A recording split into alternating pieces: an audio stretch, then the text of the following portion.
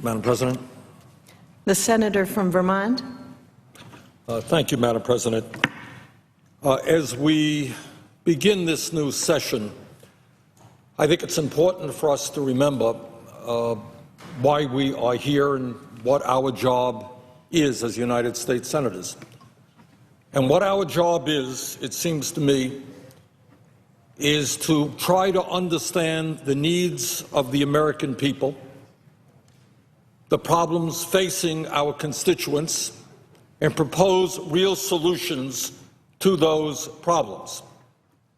So before we get involved in all of the debates that I know we are going to have, let me put on the floor what I believe in hearing from the people of the state of Vermont, what they believe are some of the most important issues facing our country and the need for the United States Senate and the Congress and the President to address those issues. First and foremost, to my mind, is the state of American democracy. We are a democracy, and men and women have fought and died to preserve American democracy, which means that the people of America, not kings, not queens, not an aristocracy, but the people of this country, regardless of where they come from or their economic status, has the right to participate in the political process, elect their leaders, and create the future that they want for themselves and their kids. And what is the status of American democracy today? Well, we just came from a midterm election. Republicans did very, very well. But I think what's important to understand is that in that election, that national election, 63% of the American people didn't vote. 80% of young people didn't vote. Overwhelming majority of low-income and working people didn't vote. Now, there are a million reasons why an individual doesn't vote. But my guess is that for many people, they look at the political process and they say, yeah, my family is hurting. I'm working longer hours for lower wages. My job went to China. My kid can't afford to go to college. I can't afford health insurance. What are those people in Washington doing to protect my interest? Not much. Not the Republicans, not the Democrats. I'm hurting. What are they doing? And people say, hey, I don't want to participate in this process. Doesn't mean anything. I'm not going to vote. And I think another aspect about why people don't vote is they turn on their TVs and they are bombarded with 30-second ugly television ads, often ads that come not even from the candidate, but from people who do quote-unquote independent expenditures. And as a result of this disastrous Supreme Court decision on Citizens United, billionaires, corporations are now allowed to spend unlimited sums of money in a political process. Somebody's a billionaire, they can now spend hundreds and hundreds of millions of dollars to destroy other candidates or to elect the candidates they want. Madam President, is that really what American democracy is supposed to be about? Do we really believe that men and women fought and died for us so that billionaires can elect candidates to protect the wealthy and the powerful? So, Madam President, I would say at the very top of the agenda for this Congress should be a movement to overturn, through a constitutional amendment, this disastrous Supreme Court ruling on Citizens United. And in my view, we should move toward public funding of elections so that all of our people, regardless of their economic status, can participate in the political process and run for office. Madam President, I think the next issue that we have to take a very hard look at is the 40-year decline of the American middle class. Now, I know some of my Republican friends talk about what's happened under the Obama administration, and they are right in saying we are nowhere where we should be economically. No one debates that. But let's not forget where we were 6 years ago when George W. Bush left office. And everybody remembers where we were. 700,000 people a month were losing their jobs. People say, hey, we're growing 200,000 or 300,000 jobs a month now. Not good enough? Yeah, you're right. It's not good enough. But growing 200,000 or 300,000 jobs, heck of a lot better than losing 700,000 jobs a month. Our financial system, the United States is in the world, we're on the verge of financial collapse. That's where we were when Bush left office. Now, Wall Street is doing very, very well. In terms of our deficit, Bush left office, we had a $1.4 trillion deficit. Now that deficit is somewhere around $500 billion. So are we where we want to be? No. Are we better off than we were 6 years ago? Absolutely. But when we look at the middle class today, we understand the problems are not just the last 6 years or the last 12 years. The problems are what's been going on over the last 40 years. And the fact of the matter is that today we have working people who are earning, millions of working people, in real inflation accounted for dollars, substantially less than they were 40 years ago. Now, how does it happen, Madam President, when we have seen an explosion in technology, when worker productivity has gone up, that today the median male worker, that male worker right in the middle of the economy, earned $783 less last year than he made 41 years ago. You look at the people who are angry, that's why they're angry. In inflation accounted for dollars, median male workers making $783 less last year than he made 41 years ago. The median woman worker made $1,300 less last year than she made in 2007. Since 1999, the median middle-class family has seen its income go down by almost $5,000 after adjusting for inflation. So people all over this country look to Washington and they say, what's going on? You gave us this great global economy of all these great unfettered free trade agreements. You got all of this technology. And yeah, I know the billionaires are getting richer. Millionaires are getting richer. 95% of all new income going to the top 1%. You got one family, the Walton family, now owning more wealth than the bottom 40% of Americans. Yeah, the billionaires are doing great. What's happening to me? What's happening to the middle class? And the answer is, for a variety of reasons, in the last 40 years, that middle class has shrunk significantly. And today, Madam President, we have more people living in poverty than almost any other time in American history, and we have the highest rate of childhood poverty of any major country on earth. Now, what do we do? What do we do to rebuild the middle class? What do we do to create the millions of decent-paying jobs that we need? Well, let me throw out a few suggestions that I hope in this coming Congress, this session of Congress, we will address. For a start, everybody in America understands that our infrastructure is collapsing. No great secret. According to the American Society of Civil Engineers, nearly 1/4 of the nation's 600,000 bridges are structurally deficient or functionally obsolete, and more than 30% have exceeded their design life. What that means is that all over this country, bridges are being shut down because they're dangerous, and they need repair. Almost 1/3 of America's roads are in poor or mediocre condition, and 42% of major urban highways are congested. As we speak, in cities all over America, people are backed up in traffic jams, burning fuel, wasting time, because we don't have a proper infrastructure. The American Society of Civil Engineers says we must invest $1.7 trillion by 2020, 5 years, just to get our nation's roads, bridges, and transit to a state of good repair, more than 4 times the current rate of spending. So what happens when we invest in infrastructure?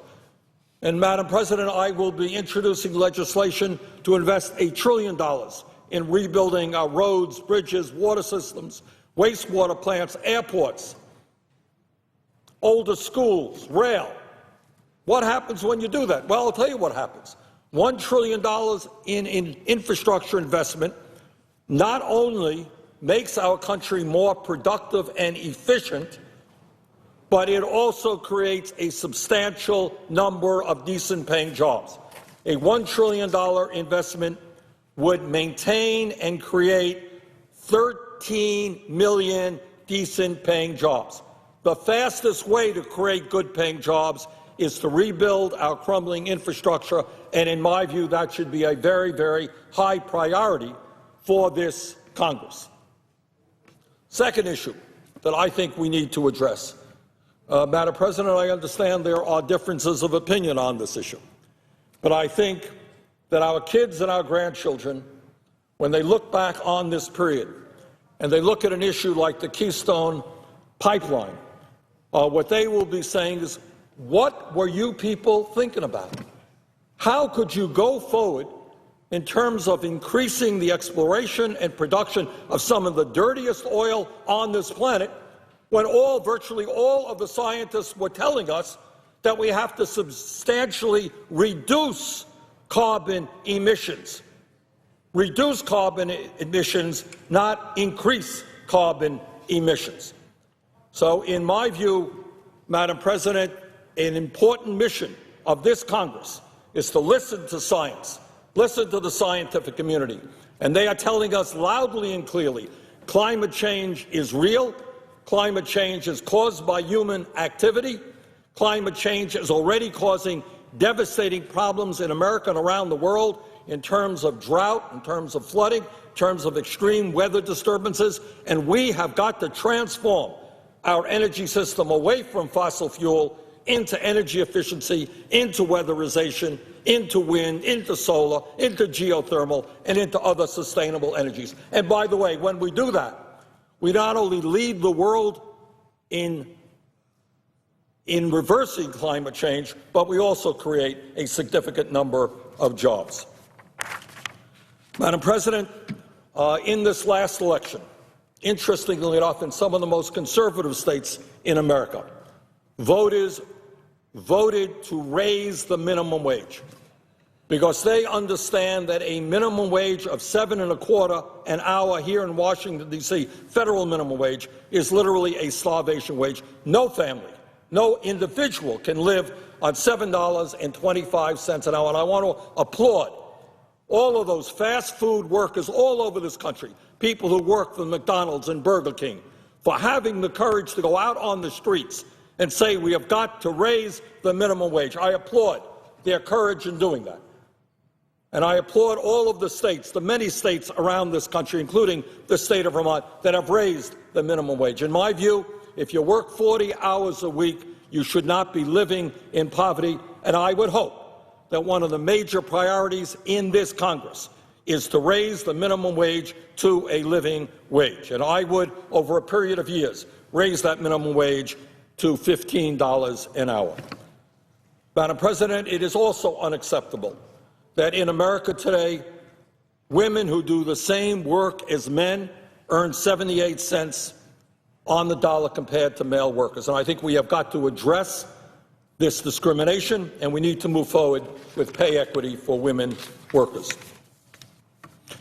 Madam President, when we talk about the decline of the American middle class and the fact that millions of workers are working longer hours for low wages, when we talk about the fact that in the last 14 or so years, this country has lost 60,000 factories and millions of good-paying manufacturing jobs, when we put that issue on the table, we begin the discussion, which is long, long overdue, about our trade policies.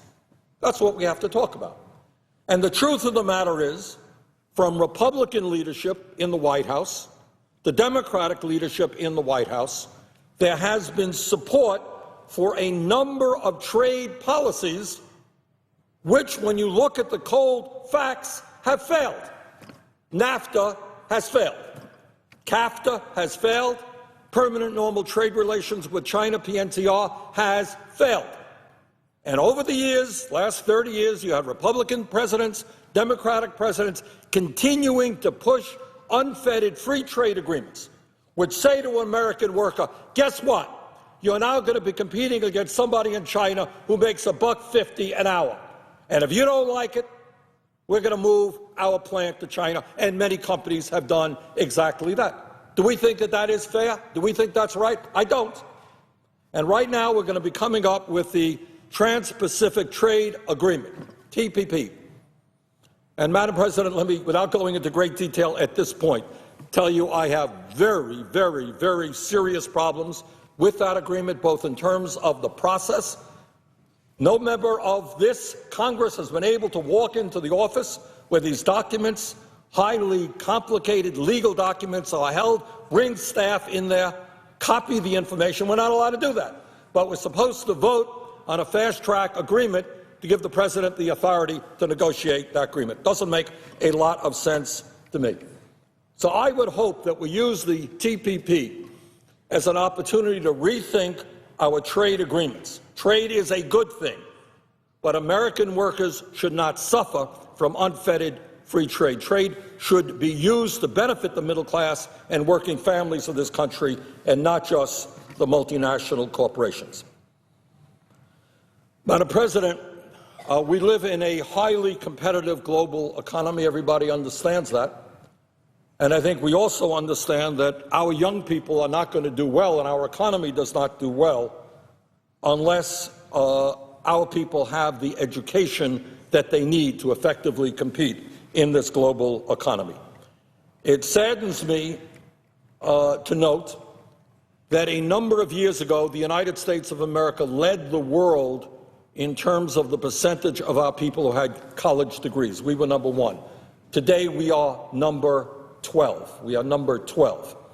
And the reason for that is that the cost of college has soared at the same time as the income of many middle-class and working-class people has declined.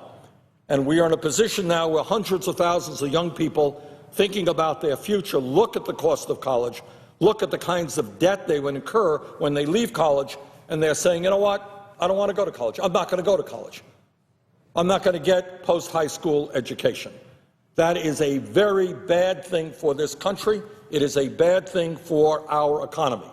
And we should put on the agenda, I hope high up on this agenda, the issue of how in America all of our people, regardless of the income of their families, can get the education they need without going deeply in debt. This issue of college indebtedness is a horror. I remember a few months ago talking to a young woman in Burlington, Vermont, who left medical school $300,000 in debt. Her crime was that she wanted to become a doctor and work with low-income people. Well, she shouldn't be punished for that with a debt of $300,000. And other people are graduating college, $50,000 in debt, graduate school. We have attorneys in my office who have a debt of over $100,000. We can do better than that as a nation. So, Madam President, those are some of the issues. There are others out there. But I think what's most important is that we try to listen to where the American people are today, to the pain of a declining middle class, to single moms desperately struggling to raise their kids with dignity, to older people trying to retire with a shred of dignity. And by the way, on that issue, let me be very clear. If there is an attempt going to be made here in the Senate to cut Social Security or to cut Medicare, you're going to have at least one senator fighting you vigorously on that. Poverty among seniors is going up. We have millions of seniors in this country who are trying to make it on $12,000, $13,000, $14,000 a year, and the last thing in the world we should be talking about is cutting Social Security. In fact, we should be talking about expanding Social Security. So, Madam President, there are a lot of issues out there, and I hope that we don't get lost in the weeds, I hope we focus on those issues that are major concern to the American people. I hope very much that we have the courage to stand up to the very, very wealthy campaign contributors and their lobbyists who have enormous influence over what takes place here, and that we, in fact, represent the people who sent us here, who are overwhelmingly middle-class and working-class people. And with that, Madam President, I would yield the floor and note the absence of the quorum. The clerk will call the roll. Mr. Alexander.